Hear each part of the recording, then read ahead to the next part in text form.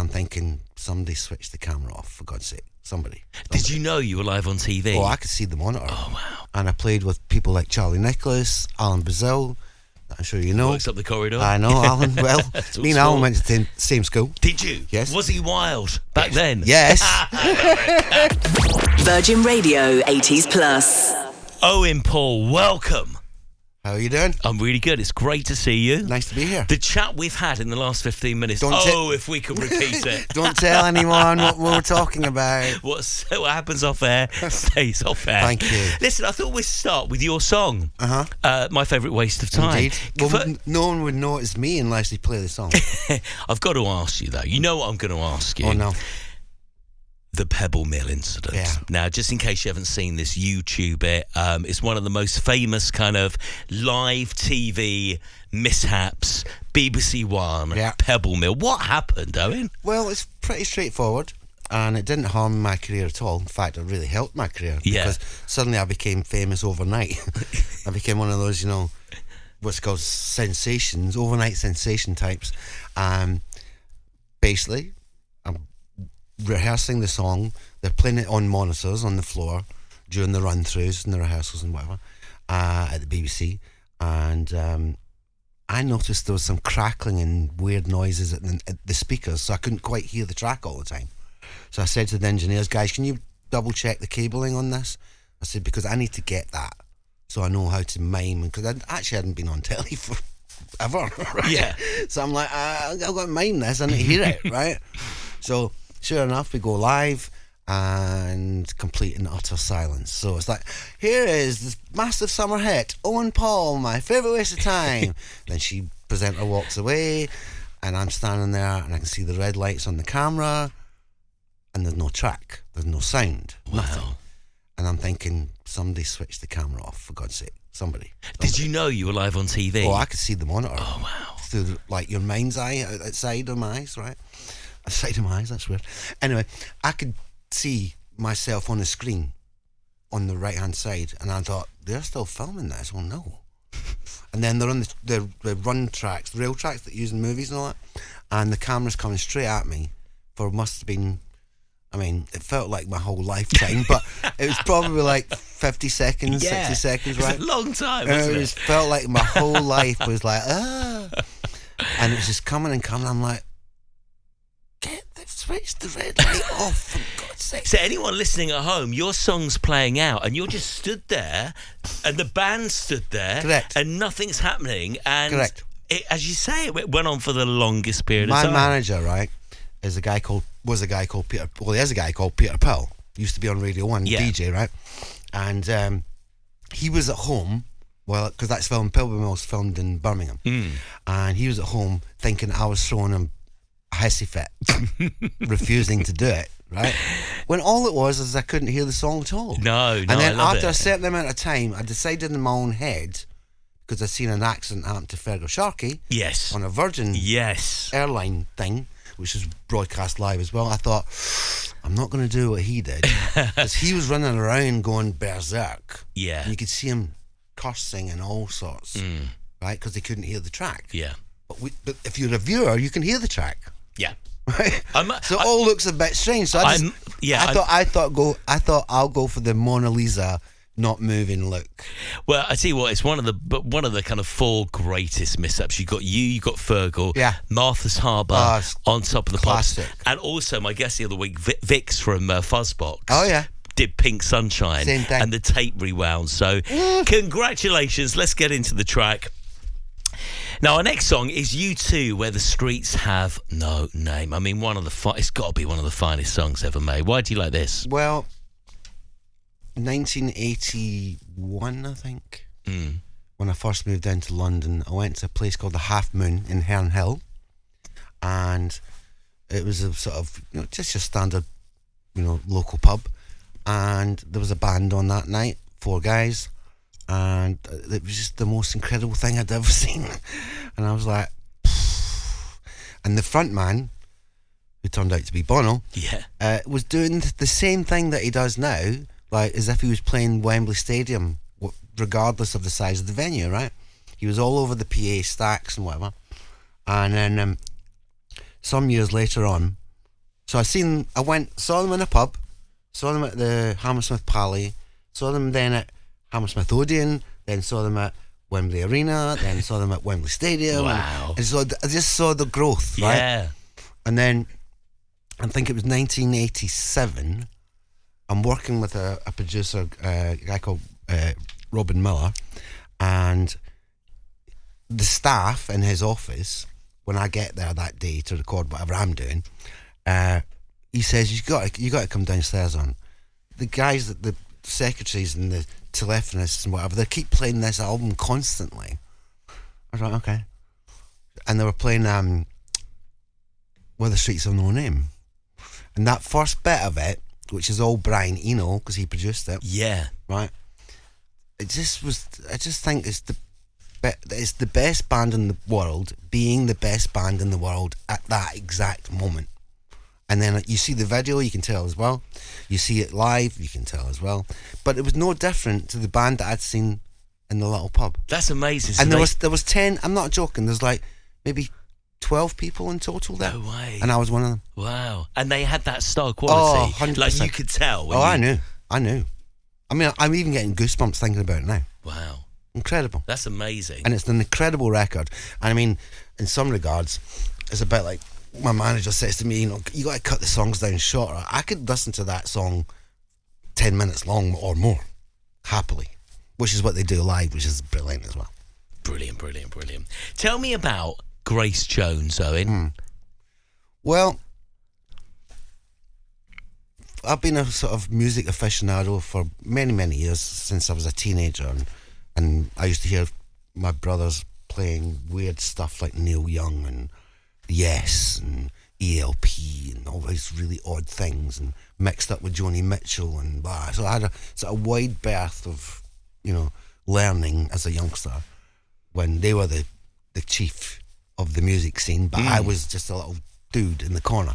And I got to learn when I was hearing a thing. I remember I think it was Dollar.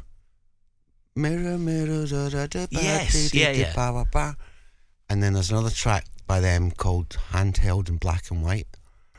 And I kept thinking to myself, why did those records sound like so great?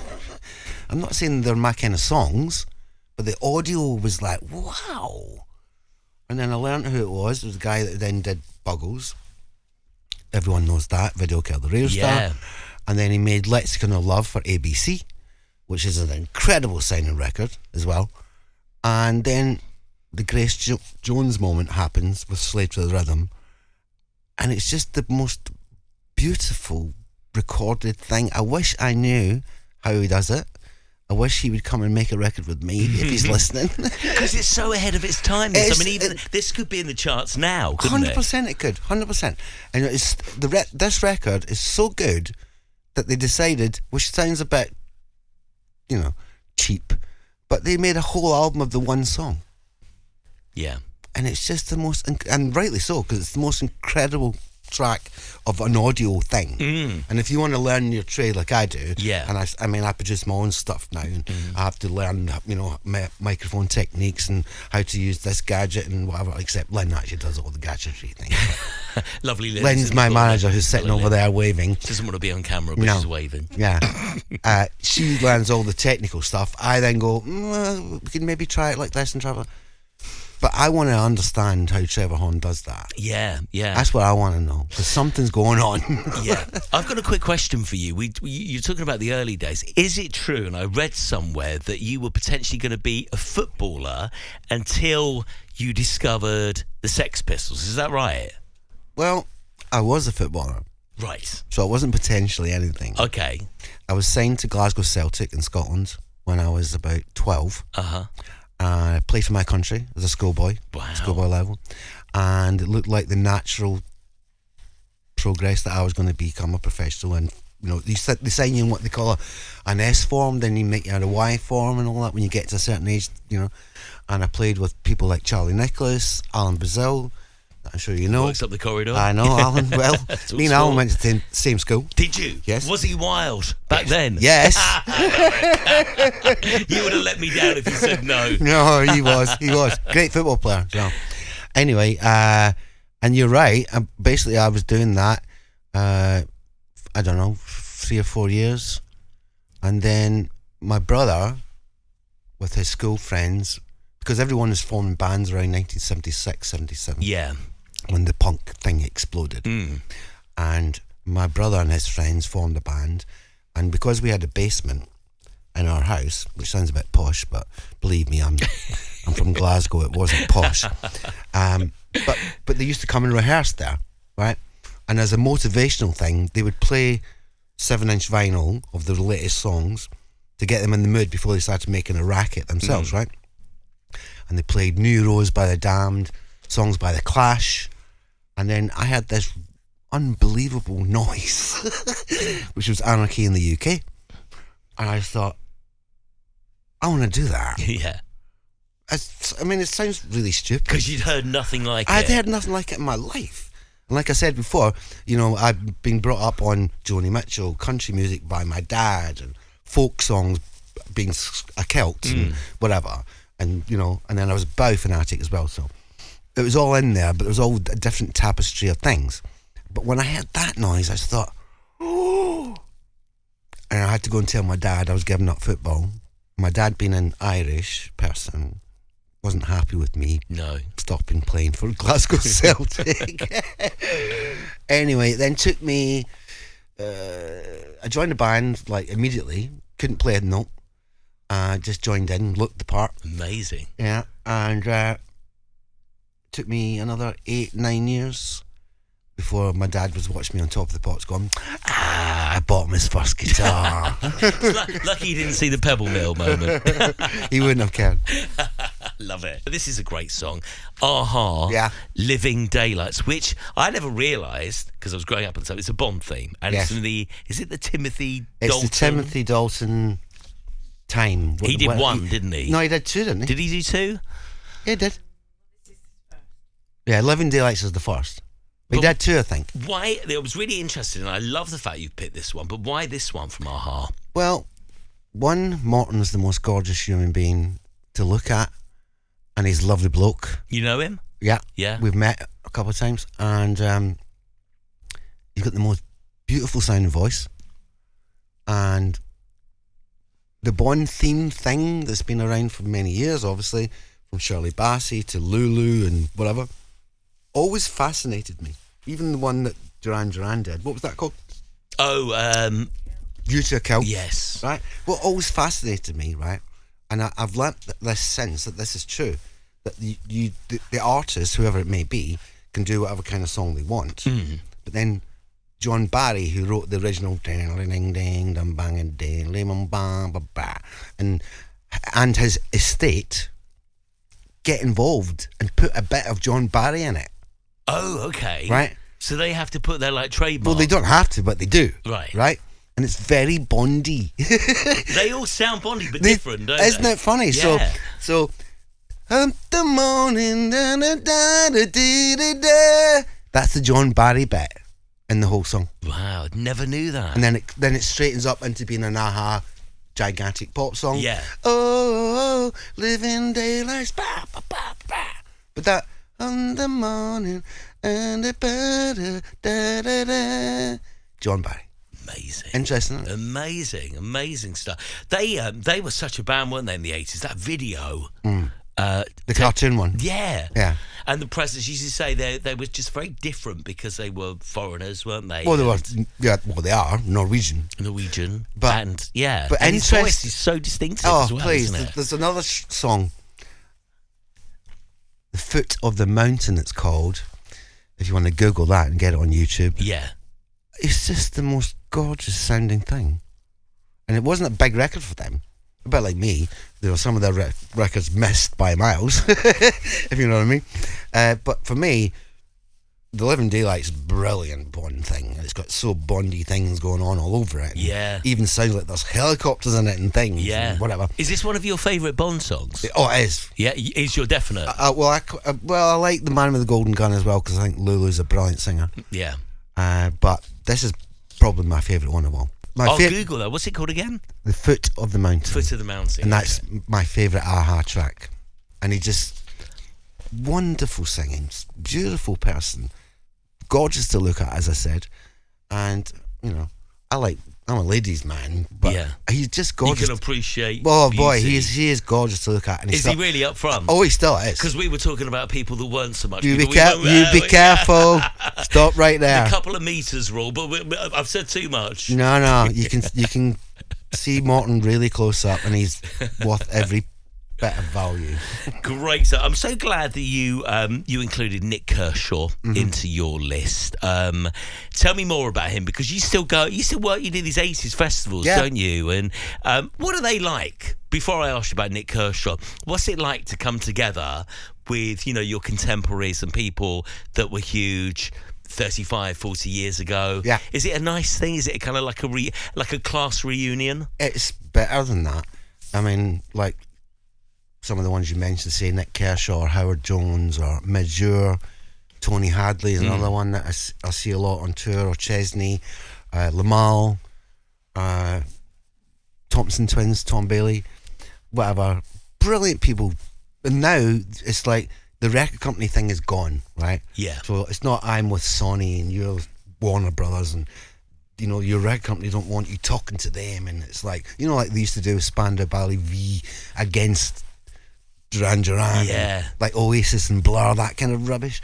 We don't have that anymore. Now our children come backstage, I get to meet their children, we talk about family things, blah, blah, and then we just go on stage for half an hour. 25,000 people are singing with us and we're having a great time. Yeah, I mean, you pack out arenas all over the country, don't you? And these huge festivals are like incredible. 100,000 people sometimes. And sometimes, well, a lot of them are 25,000 plus over and it's 3 days in a row. Yeah. You know? And no, it's absolutely brilliant. And the backstage thing, as I say, it's like, you know, me and Midge having a sandwich. That's Major, by the way. And, you know, me and Tom Bailey having a quick cappuccino, and then I go, I'll be right back, I'm just going to go and sing for 20 minutes. And then I come back and go, right, you got my sandwich, yeah? And then he goes, okay, I'm just going to go and sing for half an hour. And it's brilliant. But I can imagine some of the conversations are brilliant. Brilliant. You know, because I imagine there's loads of like, oh, do you remember? Yeah. You know. Glenn Matlock's one of my heroes, right? Yeah. And I can't remember what, we did a record, during the lockdown period, so it was like 2019, and he's been my hero from way back in the 70s and whatever. And then when the lockdown thing happened, I remember sitting at home going, well, if I can't go out, maybe Toyah can't go out, and maybe Lee John can't go out, and maybe Glenn Matlock can't go out, and we're all stuck indoors and we don't know what to do. And I said, maybe we should try and make a track together.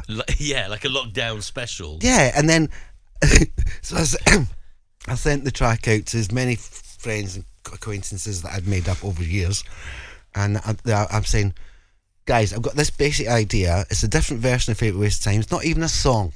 I say it's just a bit of a chorus, and we jam about and we play violins and ding-ding, and it's like a jiggy thing and whatever, right? So I said, will you do it? And even before they didn't say no, right?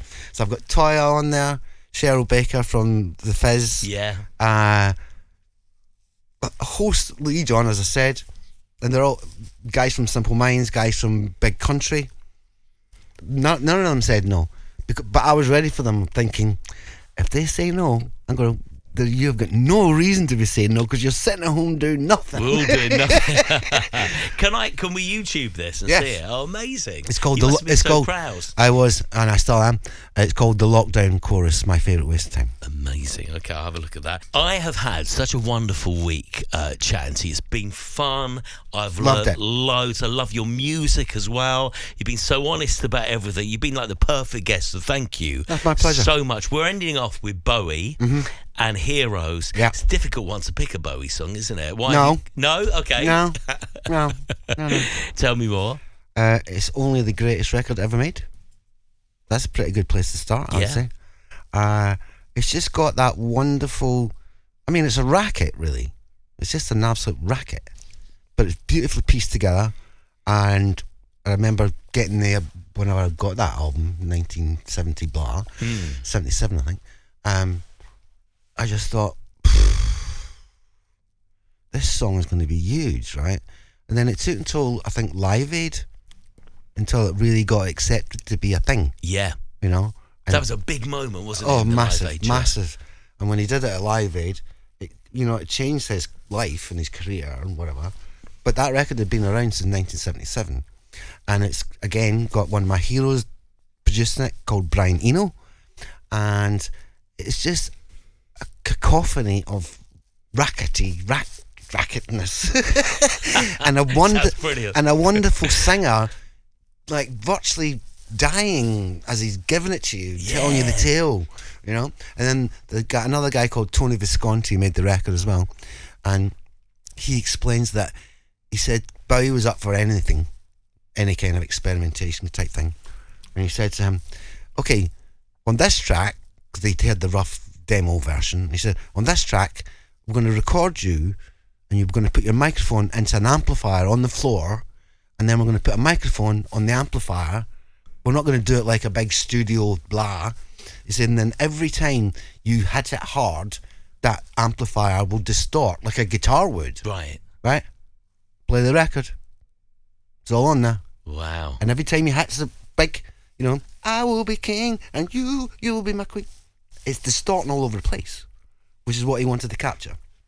And the other little side story is that he said to Bowie, I think we need another verse. This is Tony Visconti, right? Yeah. He said, I think we need another verse. And I think at this point, Heroes, because it's not really a song. It hasn't really got a verse or a chorus or anything, right? It's not that kind of pop song that that Nick Kershaw would do, or similar. It's just a whole bunch of words pieced together in a beautiful way and whatever. So anyway, Tony Visconti says, look, this is going great, but we need another. Give me another verse. Write me another verse. So Bowie went outside at the Berlin Wall where they were recording it, and spotted Tony Visconti having a, let's say, a soiree with a young lady that wasn't his wife, just right across the Berlin Wall, right across, sitting on the wall. Yeah. Right. So the line goes, and the gun shot above our heads, and we kiss as though nothing should fall. That's him talking about Tony Visconti, which he didn't tell him he was when he gave him the verse. You gotta love Bowie. And you mentioned Live Aid. The interesting thing about this song is, I always remember this song about lockdown 2 years ago, 3 years ago. First week of that, first Thursday, everybody got outside and clapped for carers. Yes. It was a frightening time. People were scared. People were grieving because they'd lost people. Indeed. Our lives had changed. Indeed. I remember playing that record at 8 o'clock, the very first, clap for carers and stuff, and I'm getting goosebumps just telling you. I'm getting goosebumps that hearing record this story. It's just emotional, incredible, and it just fits the moment. Owen, thank you so much. Absolute pleasure meeting you. Thank you for coming in, sharing your stories, picking yourself. Have you enjoyed it? Loved every second. We've loved having you. Thank you so much. Pleasure.